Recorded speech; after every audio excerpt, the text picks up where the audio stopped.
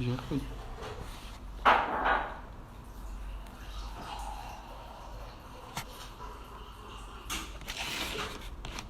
Olá,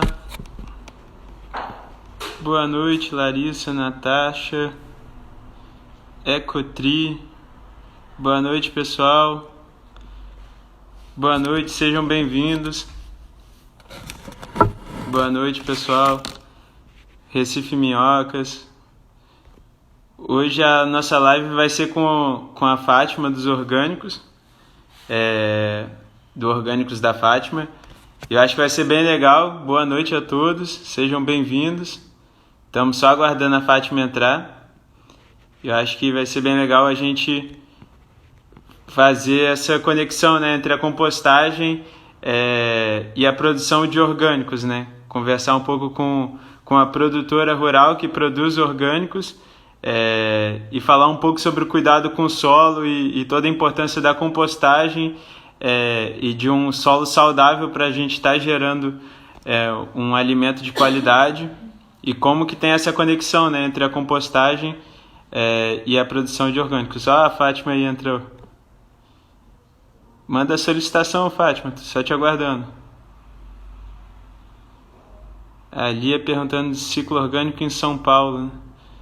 Pô, é uma vontade nossa grande, né? A pena que em São Paulo tem uma lei que restringe, né? Não possibilita a coleta de bicicletas, né? A coleta como a gente faz só com caminhão compactador, que dificulta bastante, né? Mas quem sabe essa lei aí não muda, né? Estamos só aguardando a Fátima. Fátima, quando der, manda a solicitação para você entrar aqui. A Carlota.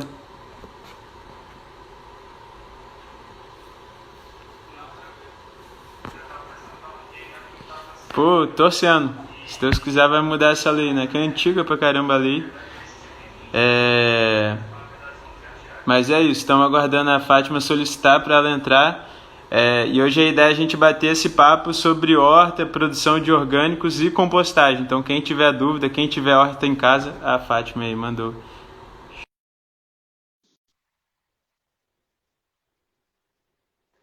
Que bom, Cunha, que bom. Vamos trocar ideia, vamos trocar conhecimento. Aê! Oi, Lucas. E aí? Tudo bom? Beleza, Tudo Fátima? jóia? E você, tranquilo?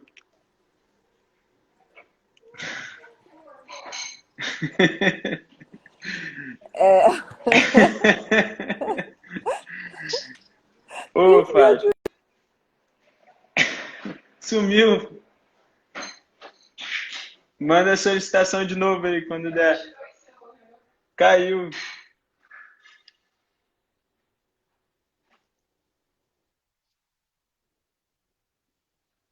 Enquanto a Fátima manda de novo, vou respondendo as dúvidas, né? De quem tiver alguma dúvida. O Rodrigo perguntou se minhocas e minhocário não comem os resíduos orgânicos. Come os resíduos orgânicos, sim. As minhocas são excelentes decompositoras e elas aceleram o processo de compostagem, né? A gente sempre recomenda as minhocas californianas, que são as que atuam mais rápido, mas na verdade qualquer minhoca come resíduo orgânico, né? A minhoca em geral se alimenta da matéria orgânica e produz o humus. Aí, Fátima mandou de novo. Tá entrando. Oi.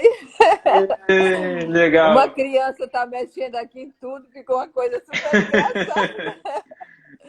Tava É que legal o tem filme. aqui, nós estamos colhendo, preparando as cestas, e tem uma criança aqui, ela mexeu e ficou muito engraçado. Oi, Lucas, boa noite, tudo bem, Boa gente? noite.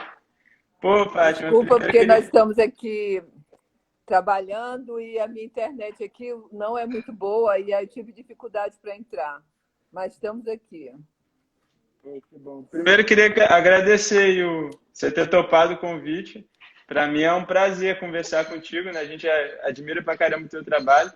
É, é uma conexão que a gente se conheceu na nossa escola, né? Para quem não Sim. conhece, vale a pena participar, porque tem vários professores, várias aulas incríveis. E desde que quando eu conheci a tua história, fiquei fã do teu trabalho, né? Depois conhecer de perto, ver como você produz, foi muito legal. E a gente recebe muita dúvida sobre orgânico, sobre hortas em geral, né? E a gente fala que compostagem e horta andam junto, né? Então acho que nada é melhor do que a gente conversar com quem super entende do assunto para É estar. muito legal a gente poder compartilhar um pouco do nosso trabalho, da nossa história e mostrar assim, a importância da alimentação, a importância de você cuidar do solo, nutrir bem o solo, para que a gente possa ter um alimento saudável e nutrido, né? Então, eu agradeço muito o convite, estou super feliz de poder, porque eu admiro muito o seu trabalho, de poder mostrar às pessoas que elas podem também contribuir um pouco, né, nessa transformação que é cuidar do meio ambiente. Com certeza, com certeza. Aproveitando, Fátima, para o pessoal do nosso Instagram que ainda não te conhece, conta um pouquinho, se apresenta aí, conta um pouquinho da tua história, que é tão bacana. Então, antes de ser agricultora, eu era professora de história e eu comecei a plantar para minha família, porque meus dois filhos nasceram, e aí eu senti a necessidade de oferecer para ele um alimento de qualidade. E aí nós começamos a plantar exatamente só para a família. Depois, quando a terra deu uma resposta de me dar vários produtos maravilhosos, eu pensei, por que não compartilhar esse produto tão maravilhoso para outras pessoas? Então, eu comecei a entregar a cesta em Petrópolis para algumas pessoas. Isso há 21 anos atrás, que a gente não tinha... as pessoas não falavam muito de orgânico, nem tinha essa preocupação que tem hoje, de comer saudável, de falar de orgânico. Então, era bem difícil, mas o principal objetivo que, quando eu comecei, assim, não foi plantar já para comercializar, mas sim para a família. E como eu me apaixonei pela agricultura, eu quis também compartilhar com outras pessoas. Eu ficava encantada cada dia que eu ia colher alguma coisa para fazer a alimentação dos meus filhos. E esse encantamento pela natureza foi que nasceu essa vontade de dizer: eu quero encantar as pessoas com o que a natureza nos dá de melhor. E foi assim que eu comecei. E encantada pela natureza, e me apaixonei assim pela agricultura orgânica, né? Porque eu morava na cidade e aluguei uma casinha na região rural de Petrópolis, onde só tinha agricultores. E aí foi lá que eu comecei a aprender a plantar e dar os meus primeiros passos na agricultura orgânica. Bacana.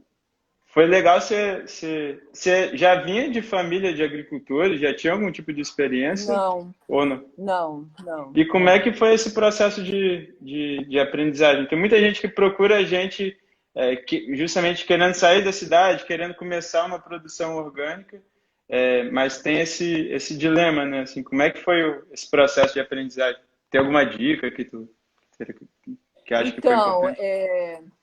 primeiro eu comecei com uma coisa pequenininha só para mim, e aí depois eu comecei a pesquisar, a estudar, a ler muito sobre o assunto, e também fiquei perto de pessoas que faziam isso, né? Então, as pessoas que querem começar, eu sempre aconselho: comece a cuidar de uma hortinha pequenininha, nem que seja uma jardineira, porque você vai ver todo o processo de uma plantinha se desenvolver, e aí você vai ver que a natureza, ela responde muito rápido. Você joga a semente e ela logo brota e ela dá o melhor alimento, né? E nada mais o mais importante é você realmente ter essa vontade de plantar. Quando você tem esse desejo, você vai superando todos os obstáculos, e isso é uma coisa que vai fluindo no nosso dia a dia. Você começa a conversar com agricultores, você começa conversar com pessoas que estão envolvidas com isso e aí você vai aprendendo. Eu acho é tudo a prática. Assim, existe muitos livros, existe muita coisa na internet, você acha, mas nada melhor do que você começar a plantar e você vai aprendendo na prática com o desenvolvimento do alimento.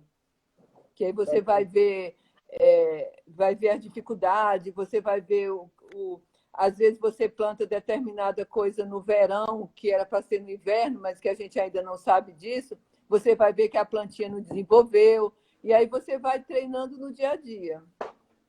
Bacana. É legal você falar isso, que o pessoal que procura a gente querendo começar algum projeto de compostagem, querendo começar um negócio de compostagem, a primeira dica que a gente dá é comece a compostar o seu próprio resíduo. É fundamental você começar a pegar intimidade com o processo de compostagem e entender, né? E é nessa relação assim nessa relação de intimidade mesmo, de sentir o cheiro da compostagem, de colocar na mão e ver a umidade, ver a textura, ver quando está dando certo, quando não está dando certo.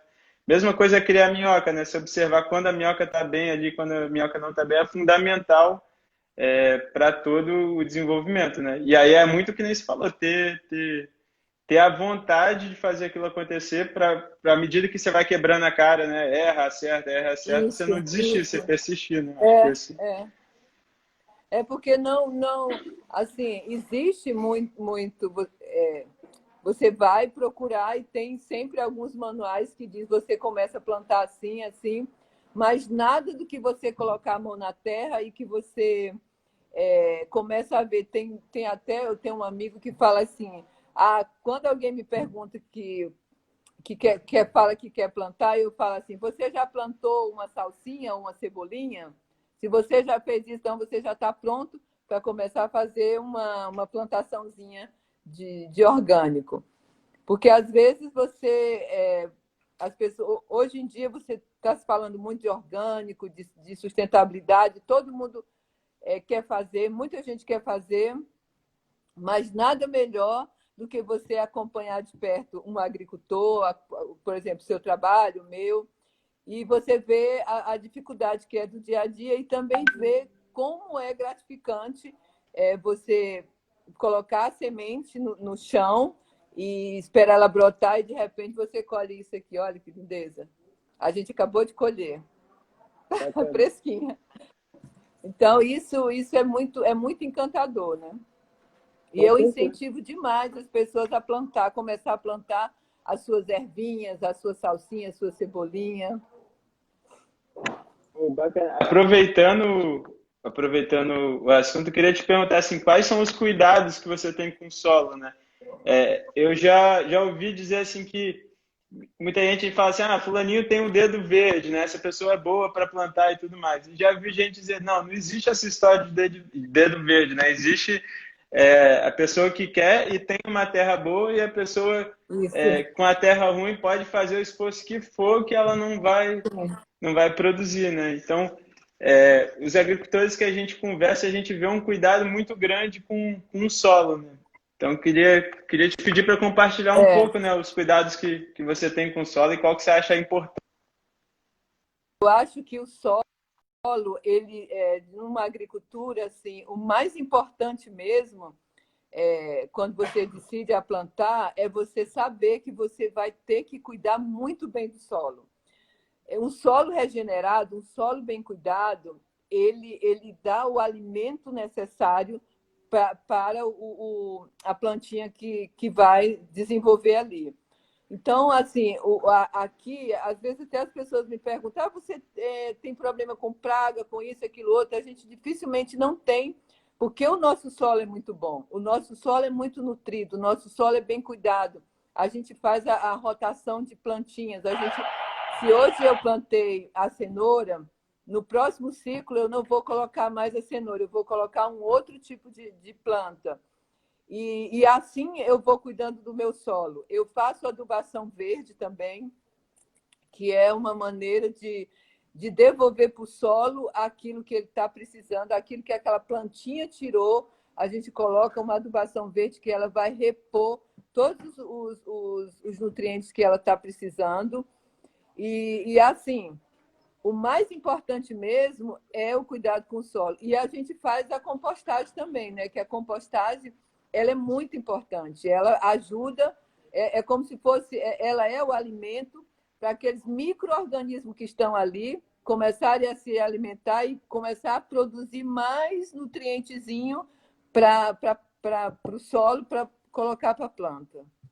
Então, aqui o solo ele é muito bem cuidado. Assim, quando tem praga, quando tem alguma coisa, é um sinal que a terra está me dizendo, olha, aqui alguma coisa não está boa. Muitas pessoas chamam de praga, mas eu não vejo como uma praga, mas sim como um alerta para a gente de que,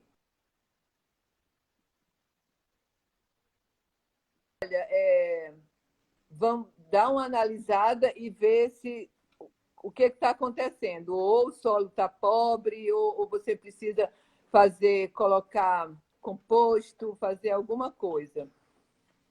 O solo é o nosso rei aqui. Então, a gente tem muito zelo por ele. A gente costuma dizer que a praga é um sinal de desequilíbrio, né? Ela está indicando algum detalhe. Acho bacana a Ana Primavera, né? Que é uma super pesquisadora aí do solo. Ela fala isso. No livro dela, ela fala isso e ela mostra que cada plantinha que a gente chama de erva daninha, que a gente chama de mata, ela está indicando ali que tá rolando uma deficiência de algum nutriente naquele solo, ou que está tendo muito nutriente em um determinado. Então, você não precisa nem da análise de solo. Ali, a própria praga, né, já está te dizendo qual é a melhor maneira de trabalhar. Ela já acende a luzinha e você percebe, porque quando você visita a minha plantação aqui, você entra e olha assim, parece que está tudo bagunçado. Você olha assim e fala, nossa, isso é uma plantação, tudo misturado, é muito mato ao redor, mas a agricultura orgânica é exatamente isso. Ela tem muito mato, a gente faz essa biodiversidade de coisas, você planta tudo junto e misturado, exatamente respeitando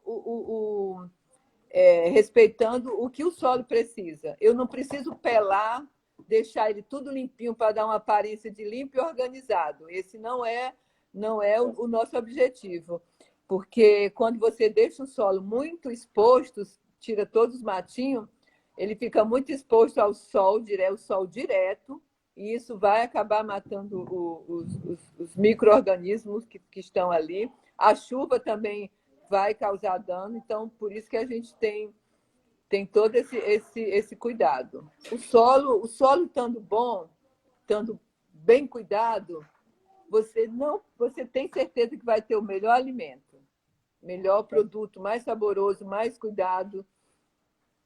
Então, o solo Sim. Bacana. Legal então, você falar Pode falar. Por isso que para quem, né, tem vontade de plantar, tem que ficar bem certo de que você vai ter o seu principal objetivo é cuidar do solo, para que ele possa dar um alimento saudável, para que você possa ter sempre joaninhas, para que você possa ter sempre as abelhinhas, ter toda essa biodiversidade juntas. Bacana. Eu vi um documentário há um tempão atrás, se não me engano foi o Food Matter, e mostrava um sommelier numa vinícola e tudo mais, e ele provava a uva, né? Ele provava o vinho, aí provava a uva, falava que ele conseguia sentir as mesmas notas, o mesmo sabor, e pegava um pedacinho do solo, um pedacinho da terra, colocava na boca e falava que conseguia sentir a mesma nota estava nos três e que estava tudo relacionado. E é muito bacana você ver como é que tudo tá conectado, né? E aí eu acho que é bacana que a compostagem ela entra nesse papel, porque principalmente na agricultura urbana, né? Porque é uma fonte gigante de nutrientes que a gente tem na cidade e que faz todo sentido a gente aproveitar, né? Todo sentido, Eu faço é um aqui fluxo... no Alta Agricultura Urbana também.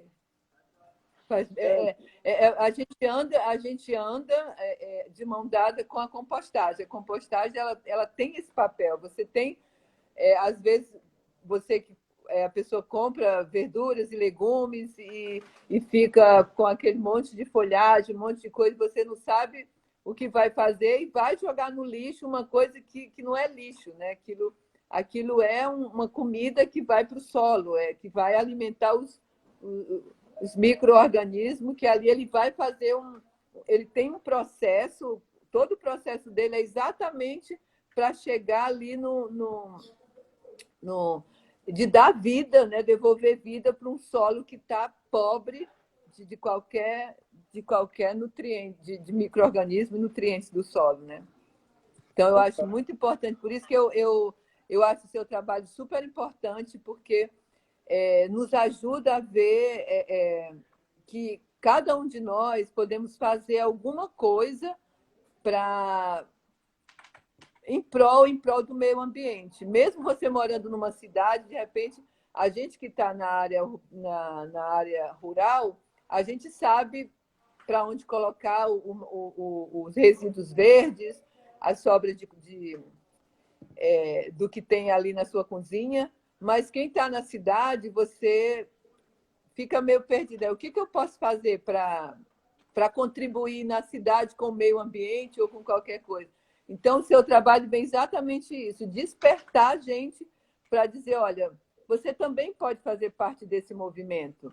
A gente passa aqui com o nosso baldinho, deixa aqui, e você é mais uma sementinha de transformação para esse mundo, fazendo a sua compostagem, né? Você pegando essa que você recebe de volta o saquinho com composto, você vai colocar na sua plantinha, você vai dar para outra pessoa e assim vai conscientizando outras pessoas, né? Então, é muito lindo esse trabalho. Eu sou super fã porque é a continuação do nosso trabalho lá na roça. A gente está aqui na roça e está você na cidade dando voz a exatamente isso. Olha, vamos compostar, vamos aproveitar o que você acha que é lixo e transformar ele em verdadeiras joias, né? Com certeza. Que é o composto, né? Com certeza. O que eu ia... Deixa eu só colocar no carregador aqui, que eu acho que tá dizendo que tá com pouca bateria. Calma aí. O que eu ia te perguntar, do nosso trabalho a gente vê muito um papel de mostrar para as pessoas um caminho que geralmente a gente não vê, né? Que é o caminho do nosso lixo. Depois que a gente descarta, a gente não vê para onde que vai, o impacto que ele gera. E a nossa ideia é construir uma relação que as pessoas saibam para onde está indo, o que vira, né? E a importância da gente estar aproveitando os orgânicos e construir uma relação que a pessoa enxergue o valor que existe no resíduo dela, né? Então a gente trabalha muito nesse sentido. E a gente vê o mesmo desafio, né? Assim, como é que a gente muda comportamento, como é que a gente cria um novo hábito, como é que a gente muda a cultura, se as pessoas não veem esse outro lado do ciclo, né? A gente vê esse mesmo desafio quando a gente fala da alimentação, né? Quando a gente fala da produção de alimentos, porque a gente não vê o que está acontecendo no campo, né? A gente não vê... queria até que tu comentasse isso, assim, quanto tempo que leva para ficar pronta uma cenoura, que nem essa que você mostrou para a gente, né? O milho, a batata doce, o aipim, da onde que vem, quanto tempo que leva. E eu acho que assim, enquanto a gente não vê e não criar essa relação, né, é muito difícil da gente valorizar, né? Um dado que é assustador é que 30% dos alimentos no mundo acabam indo parar no lixo. É desperdício, né? Isso, enquanto a gente não conhecer esse outro lado de quem produz o alimento, né, fica muito difícil da gente mudar essa realidade de 30% da alimentação dos alimentos produzidos no mundo irem parar para lixo. Então, conta um pouquinho para a gente quanto tempo que levou para você colher a cenoura, Então, quanto tempo que leva para colher os produtos que... Por isso que é importante a gente saber de onde vem o nosso alimento, né? Qual o caminho que ele percorreu até chegar até a minha mesa, né? Uma das questões que eu sempre penso quando as pessoas falam assim, porque essa linda cenoura aqui, eu não compro ela porque eu acho caro, né? Então, quando você sabe de onde vem o seu alimento, como que é feito cada coisa, você vai ver assim que o, que o valor dele, né, que aquilo que está sendo produzido aqui, ele tem um valor muito maior do que simplesmente eu comprar uma cenoura sem veneno, sem produto químico. Por exemplo, eu coloco a semente no chão, no solo, e eu deixo ele até ele germinar. Quando ele está mais ou menos com 20 dias, uns 25 dias, eu vou capinar ele na mão, matinho por matinho, para poder não abalar a semente, né? O frutinho que já está ali, a cenourinha que já vai estar ali. Então, a gente tira mato por mato, você fica ali agachado, tirando mato por mato, para poder a cenoura conseguir respirar, para ela crescer sem estar concorrendo com outras plantinhas para comer o alimento que está ali. Então, a gente faz todo esse trabalho. 20 dias depois a gente faz outra limpeza, aí depois a gente faz o desbaste, que às vezes fica duas muito grudadinhas, a gente desbasta. Então, assim, é um processo mais ou menos de 3 meses e meio que a gente vai colher a cenoura, que ela vai estar no ponto. E isso, durante todo esse período, a gente vai estar acompanhando, limpando ali do lado, só no canteirinho, não nas laterais, ali fica mato mesmo. Mas isso é um trabalho muito artesanal, muito manual. É diferente do convencional, que o cara coloca produto químico e não vai nascer nenhum matinho ali no meio. Ali não vai ter mato nenhum. Já no nosso caso, que é orgânico, o mato vem junto, ele está ali junto, está tudo vivo ali, né? Ele não foi sufocado, ele não matou. E aí, quando você entende esse processo, quando você vê que eu sempre falo isso, eu não canso de falar isso, que quando você compra um produto orgânico, você leva para casa um conceito de sustentabilidade, um conceito de que você está ajudando a cuidar do meio ambiente, você está ajudando a gerar emprego no campo, você está contribuindo para o equilíbrio, né, do meio ambiente e você está contribuindo para a saúde das pessoas e a minha também, né? Em primeiro lugar, a minha que planto, porque quem planta com produto químico, o agricultor, ele sofre muito com isso, né? Porque ele está ali recebendo toda aquela carga de produto químico. Então, a gente tem um período longo de plantio para chegar na colheita, né?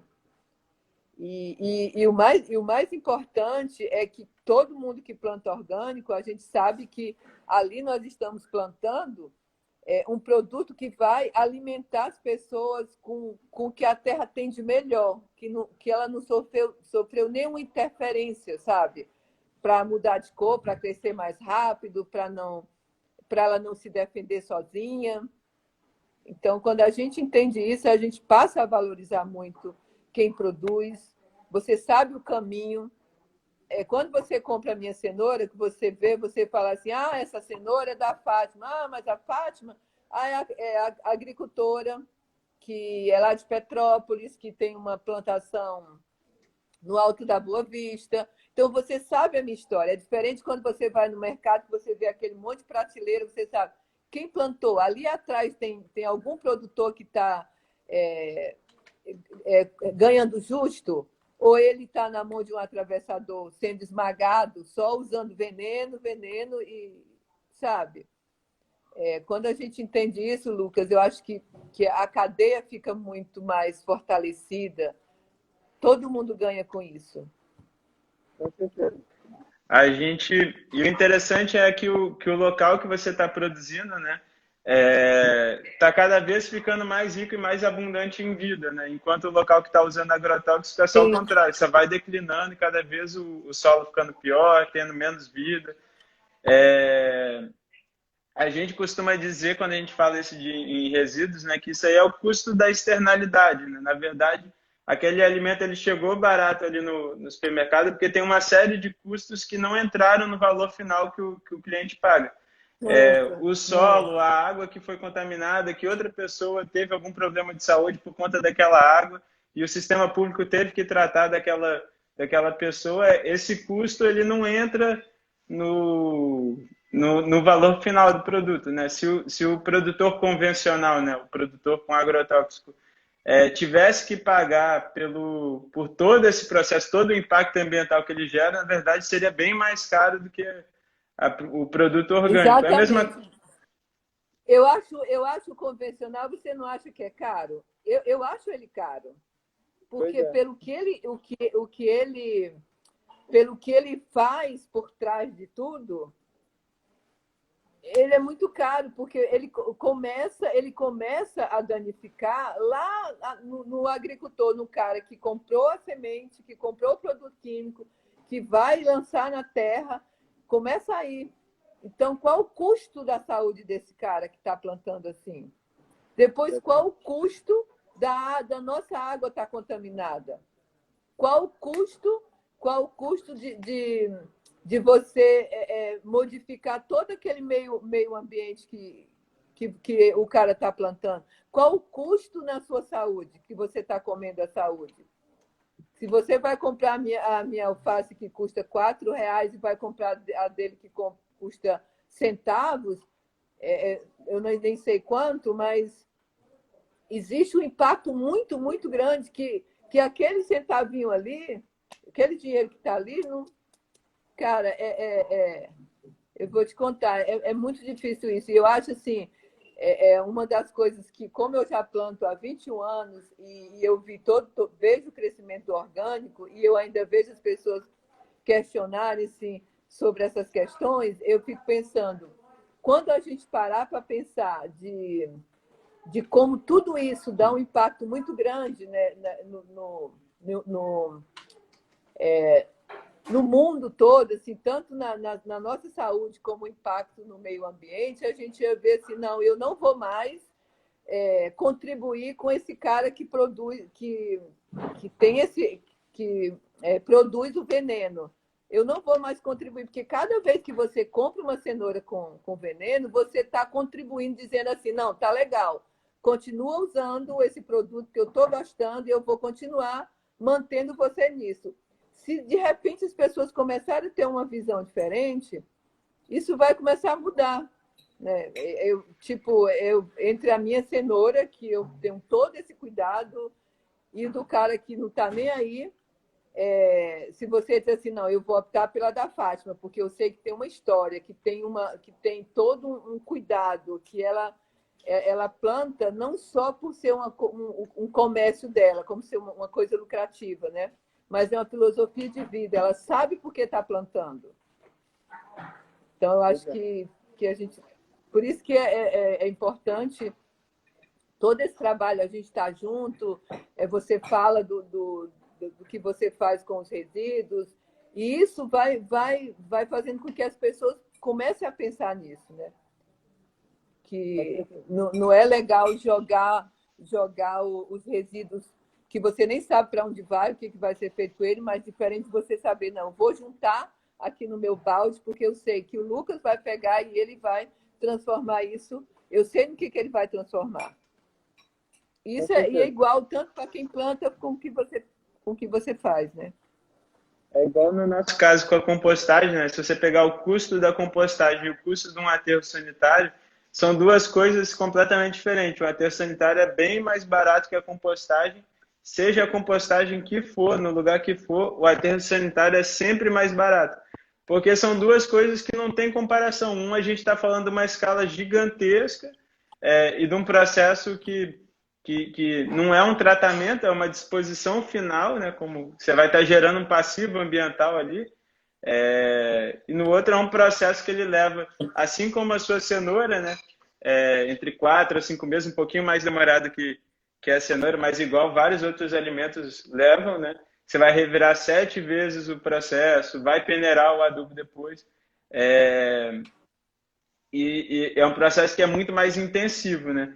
Mas o que a gente acha bacana, tem cliente nosso que fala assim, não, Lucas, para mim não é um custo, é um investimento no futuro, assim, no que eu acredito, na realidade que eu gostaria de Sim, ver. sim, O problema é que o aterro sanitário não está pagando, no preço que está do aterro sanitário, não está pagando todo o impacto que ele está gerando ali na Baía de Guanabara, todo aquele passivo e o tempo que vai demorar para a natureza conseguir se regenerar, né? Não entra na conta. E aí o que é aproveitar uma situação que a gente vê muito, que eu acho bem interessante, são nas feiras, né? A gente costuma ir bastante nas feiras para pegar o resíduo orgânico e o resíduo orgânico mais fresco para a gente alimentar nossas minhocas.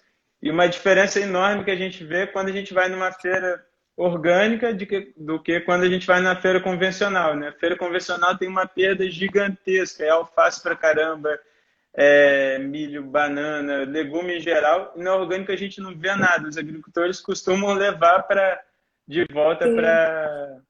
sim. A Então é uma gente relação aproveita para a completamente. nossa compostagem. É, para as galinhas, para o composto. A gente aproveita tudo, tudo, tudo é aproveitável. E, e uma das coisas assim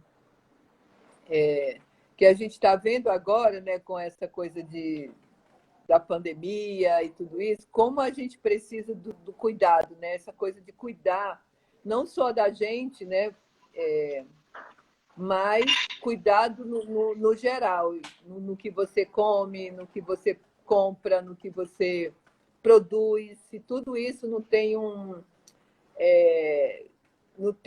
qual o impacto disso na nossa vida, né? E na vida do planeta e das outras pessoas. Tipo, eu sei qual o impacto do meu trabalho, você sabe o impacto do seu trabalho. Então, eu acho que quando você se compromete nisso, olha, o meu trabalho ele tem essa missão porque ele tem um determinado tipo de impacto. Eu acho que é uma das coisas assim, que a gente precisa muito pensar, né, de tudo que a gente compra, está consumindo, qual o impacto que ele causa na nossa vida. Quando eu compro um produto convencional, qual o impacto dele na minha mesa, na minha saúde, qual o impacto dos resíduos que eu estou colocando ali, para onde ele vai, o que ele está causando. Tudo é questão de consciência, né? Quando a gente tem essa consciência, é o que vai ser a transformação, né? E o trabalho com as crianças, né? A gente, aqui no Alto da Boa Vista, a gente recebe muitas crianças de algumas escolas exatamente para mostrar, começar a mostrar para elas, porque elas são o futuro, né? Que vai ficar cuidando do meio ambiente, e a gente precisa muito que essas crianças comecem a entender todo esse princípio, né? O que fazer com o seu resíduo, o que comer. Exatamente. A gente também trabalha muito com a compostagem com as crianças para que a compostagem se torne uma prática cada vez mais natural, né? Assim, que as crianças tenham contato desde cedo, que quando virarem adultas tenham como já saibam, né? Aproveitar os orgânicos e a importância que eles têm. Eu ia aproveitar para te perguntar, quando eu fui aí no outro, eu fiquei bastante impressionado com a quantidade de brotos que você tem. Era muito broto e muita estufa, né? Cheio de broto. Conta um pouquinho para a gente da produção de brotos e a importância que os brotos têm para a alimentação.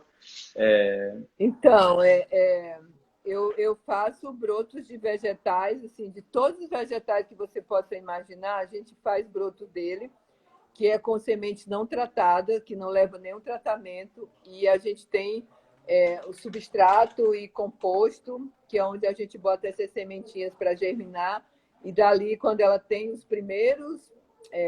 a primeira vida e aparecem as primeiras folhinhas, a gente tira essas microfolhas, que elas têm muito nutriente, porque como elas acabaram de nascer, elas concentram todo, como se estivesse na memória, todo o nutriente para ir soltando ao longo do crescimento da planta. Então, quando você consome essas coisas pequenininhas, elas têm muito mais nutriente do que uma planta adulta. Isso existe existe pesquisa, não é coisa que a gente fala assim por falar, mas existe pesquisa sobre isso.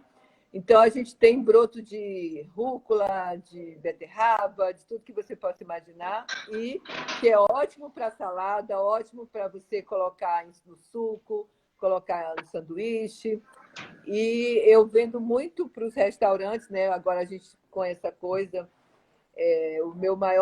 meus maiores clientes são os restaurantes. E com a pandemia eu tive a gente sofreu bastante aqui, porque nosso foco eram os restaurantes, e aí a gente aqui passou um período super difícil, mas graças a Deus, como a gente tem força no trabalho, na mão e no braço, a gente conseguiu vender para as residências e a gente também está oferecendo os brotos para as residências, né? E os brotos, Lucas, ele tem um sabor muito mais forte do que o adulto, a planta adulta, né? E é muito interessante porque às vezes tem pessoas que não comem beterraba. Ah, eu não gosto de beterraba porque tem gosto de terra. E broto é bom também. E aí, quando a pessoa prova o broto de beterraba, ela se apaixona e passa a comer o broto de beterraba, que é super nutritivo, que é tudo de bom. Então, o broto, eles são verdade, eu chamo sempre de pérolas, porque são realmente muito lindo e muito nutritivo para o nosso organismo. E eu já trabalho com ele há bastante tempo e comecei os brotos vendendo para os chefes, né? Para o Claude, para a Roberta. E assim, é uma coisa que eu gosto muito de fazer também, porque é uma coisa que quando eles provam, eles ficam encantados, né? Então, eu sempre falo que a natureza ela trabalha a nosso favor e que ela dá o melhor fruto para a gente, né? Então, por isso que vale a pena a gente cuidar do meio ambiente, a gente se preocupar com o que a gente vai comer, com quem está produzindo, saber de onde veio o seu alimento, qual o caminho que ele fez até chegar à sua mesa, porque cada um de nós somos responsáveis por isso, né? A gente viu agora, né, que um vírus conseguiu detonar com o mundo todo e deixar todo mundo assim de cabelo em pé, né? Então é hora de cuidar, de pensar nos nossos valores e saber que a gente pode e deve cuidar do meio ambiente, né? Que é a nossa casa. Com certeza. Eu ia te pedir, Fátima, para quem está querendo começar a plantar os brotos em casa, quem está querendo começar uma hortinha, primeiro, como é que faz para saber se a semente é tratada, né, ou não é tratada? Quais que você indica para poder começar? Quais são os brotos mais fáceis da pessoa começar a fazer? E qual é o passo a passo, né? Precisa de luz, não precisa de luz? Pode fazer na beira da janela, na varanda? Como é que é o passo a passo para quem está começando, está querendo começar a produzir os brotos em casa? Então, eu indico começar com o de girassol, que é super prático. Você tem que procurar, geralmente, aonde eu compro é na Isla, né, ela é a única, uma das únicas, eu acho que eu não conheço outra que vende semente não tratada. Então, são sementes que não levam nenhum tipo de tratamento, porque as sementes levam muito produto químico para não mofar, para ter mais produtividade. E aí essas não servem, porque como ela ainda é muito pequenininha, a plantinha é muito pequenininha, então ela está com a concentração de produto químico, né, que estava ali na semente. Então, começa com girassol com bom composto. Você tem que ter um bom composto para poder fazer a caminha dela. Você bota a sementezinha lá. E ela precisa de sol até umas 10 horas da manhã. Não precisa ficar o dia todo no sol, mas elas precisam de sol. E você molhar ela uma vez por dia somente, e pouquinho. com aquele aparelhinho, aquele Borrifador? E borrifador, você dá uma vez por dia e fica maravilhoso. E aí você vai acompanhando. Você corta, depois que você corta, ele não brota mais. Você tem sempre que fazer. Então, você faz um planejamento. Se você faz dia sim, dia não, você vai fazendo a sua germinação, botando lá para germinar. E é super fácil, prático. Treina com o girassol, depois que você conseguir usar o seu girassol, colocar no suco, que é muito bom na salada, aí você vai para a rúcula, que também é bem fácil, prática. E sempre lembrar, semente sem tratamento. Legal. O que Isso, eu ia falar? o MST também, o MST, eles têm semente sem tratamento. Eu já ouvi falar no sul, na Alguém está rede falando Acovida aqui. também. O MST tem sem semente, eu ouvi falar da rede Acovida lá no sul. Você pode pegar também com um agricultor orgânico, né, na feira, com alguém que você Sim, conheça. eu também tenho algumas sementes que a gente tira a nossa semente. Eu tenho semente de amaranto, eu tenho semente de Ó, algumas coisas que você planta, deixa ela ficar, florescer, depois você tira a semente, bota para secar e armazena direitinho, com todo cuidado, e você vai sempre tendo sua semente. quanto tempo demora para ficar pronto o broto? E quando é que você sabe que está na hora de cortar ele? Então, é bem rápido. Você coloca ele na terra, com 2, 3 dias ele já começa a apontar. Com uma semana ele já está no ponto para comer, para corte. Ele é Rapidão. rápido. Legal. É rápido.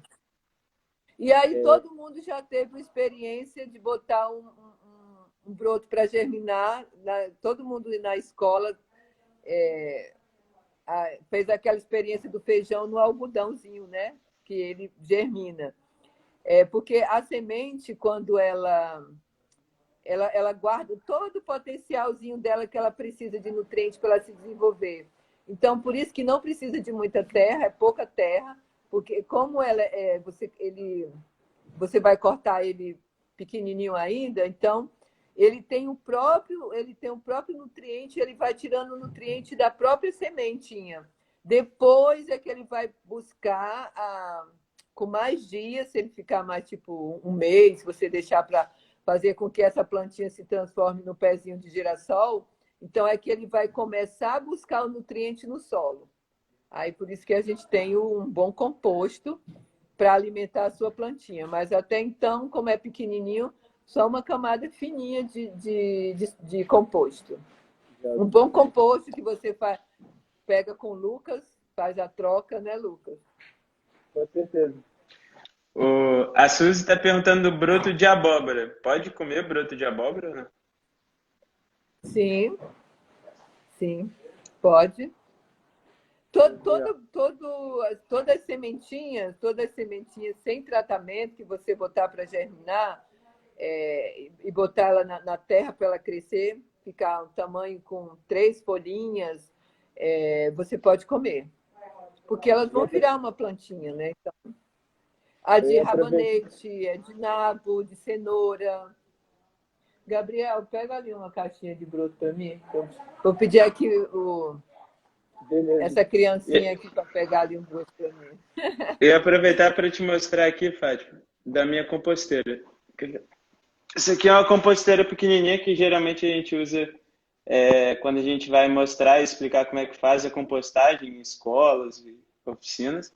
Legal para mostrar a nossa produção de brotos aqui. Os brotos de abóbora, broto de mamão, broto de maracujá.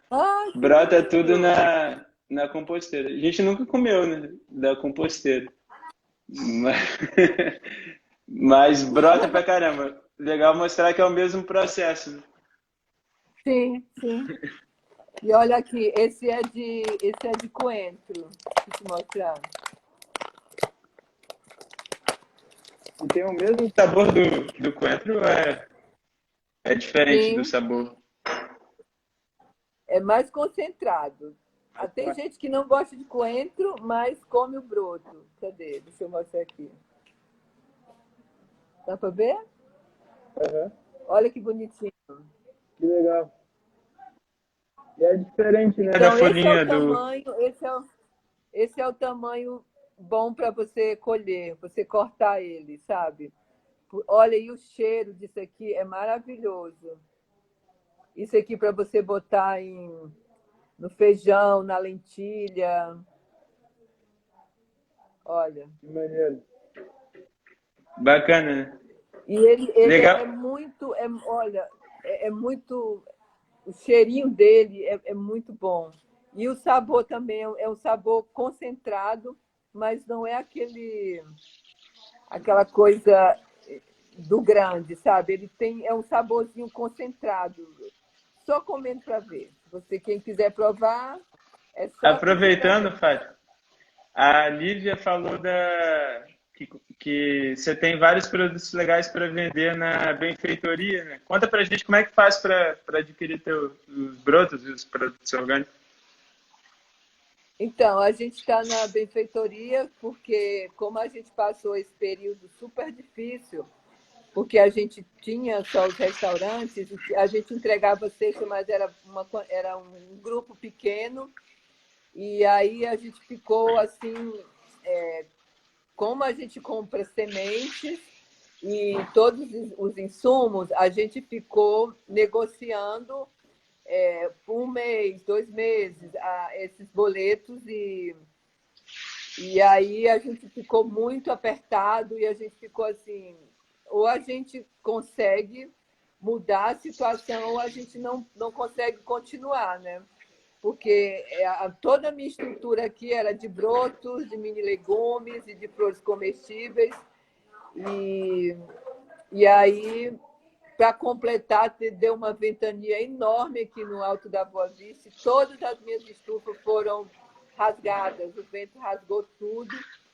E aí a gente fez a benfeitoria, a gente tem algumas recompensas muito bacanas.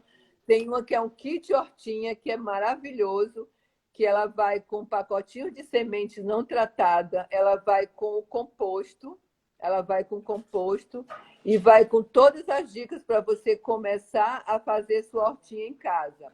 E ela vai com uma caixinha pronta para você botar esses 2 vasinhos e, e, e cuidar dela, né? Então a gente dá todas as dicas. Aí você pode ir lá no site da benfeitoria e comprar esse kit hortinha. E tem também um curso que eu vou dar também de como ter hortinha em casa, vai ter curso online, tem um monte de coisa bacana lá. Mas assim, o que eu gosto mais é do kit hortinha, porque foi desenvolvida pelo meu filho, que quando ele era pequeno, eles foram alfabetizados no sítio e teve um momento que o Conselho Tutelar não permitia que eu educasse ele, ensinasse em casa. Aí eu trouxe eles para o Rio para colocar numa escola alternativa. E aí, como eles eram da roça e vieram para a cidade, eu levei um dia uns vasinhos com terra e semente para eles ficarem plantando no apartamento. E aí ele me lembrou dessa história e falou como isso foi importante para a vida dele, para ele entender o ciclo da planta e o cuidado.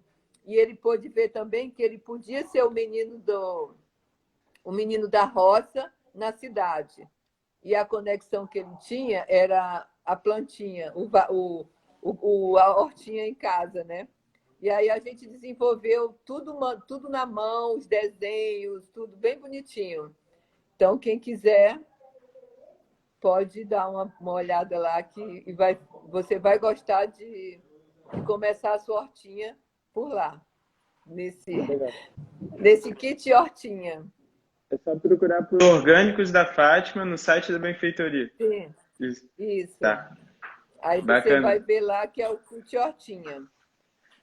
E vai com a semente, depois, quem comprar, a gente vai ficar dando assistência e sempre dando de brinde uma semente diferente para você continuar plantando. Vai com dois saquinhos de semente e depois a gente vai ficar, vai dando prêmios de semente diferente para a pessoa plantar. Legal. Bacana. Queria te perguntar, Fátima, aqui pelo menos no ciclo orgânico, a gente percebeu desde o início da quarentena para cá a quantidade de dúvidas de pessoas que querem começar a horta em casa, né? Assim, que começa a ter dúvidas e tudo mais, aumentou muito. E é até bacana, Sim. a gente viu tem uma propaganda, né, do Mercado Livre, mostrando que as procuras por como fazer horta em casa aumentaram 450%, né? Parece que aumentou muito esse movimento, né, das pessoas plantarem horta em casa. E aí eu ia te perguntar assim, quais são as principais dúvidas, os principais erros que as pessoas cometem quando estão começando e o que fazer para poder evitar, né? O que se dá de Então, dica a nesse? principal é assim, as pessoas querem muito ter a hortinha, mas tipo, quer colocar em qualquer lugar da casa, não. Tem que ter o sol, né? Tem que ter um pouquinho de sol. Esse é o principal que a pessoa que vai começar tem que pensar que para você ter uma hortinha de sucesso, para você plantar e você colher, você tem que ter o sol, né? O sol tem que, nem que seja 2, 3 horas da manhã, a plantinha precisa de sol, precisa da água e precisa da terra. Então, o ideal é, primeiro, você ter esse lugarzinho que tenha sol. Segundo, você comprar mudas, que sejam mudas orgânicas, porque às vezes você compra essas mudas em lugares convencionais que a planta está muito viciada com produto químico. Ali ela está bem bonitinha, porque eles botam produto químico para ela se manter ali bonitinha. Quando chega em casa, que você planta ela começa a ficar feia. Então, às vezes, nem é porque você não tá cuidando, né? Mas é porque a muda tava doente já, entendeu? Aí, quando você compra uma muda saudável, a certeza de que sua plantinha vai fluir boa é muito grande. E o segundo é saber que a plantinha requer cuidado, né? Você tem que molhar, você tem que, de vez em quando, botar um pouco de composto no vasinho, porque plantinha em vaso, sempre que você molha, você acaba lavando a terra e você vai levando aqueles micro-organismos que estão ali, vai indo embora, né? Porque não é no solo que ele vai se fazendo essa troca. Por isso que é importante o composto nessa hora, você botar um pouquinho de composto no vasinho. E só amor, só cuidar com amor. É um filho que você tem que cuidar. Não adianta você querer uma horta e deixar ela lá do lado, não olhar, não dar um oi para ela, um bom dia, saber se ela está bem, botar uma aguinha. Com É certeza. vida, planta é vida, né? Planta é vida. Para quem tem pouco sol, Oi? O para quem tem sol é pouco, importante. para quem tem pouco sol, tem A algum janela. cultivo, tem alguma planta que é melhor que, que é mais indicado ou Porque não? tem algumas plantinhas que não gostam de muito sol.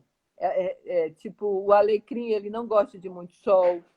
Se você tiver tiver luz, ele já fica bem. Mas tem outras que não gostam de sol, principalmente no Rio de Janeiro, que o verão é muito, muito puxado, né?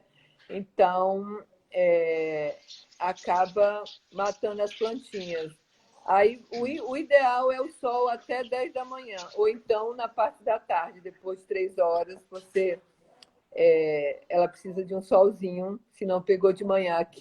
Aqui no Alto da Boa Vista, que é muito quente também, todas as minhas estufas, elas têm uma cortina de sombrite que quando chega 10 horas eu fecho ele para poder não maltratar os meus brotos, porque ele não precisa mais daquele sol. E aí, quando chega 3 horas, eu abro e deixo o sol entrar. Então, é que nem a nossa pele, né? A gente tem que ter cuidado com o sol. Porque eles são Fátima, muito pequenininhos, né? o que eu ia te falar? Tem 9 segundos, eu vou precisar encerrar aqui, mas queria te agradecer. Valeu, obrigado mesmo.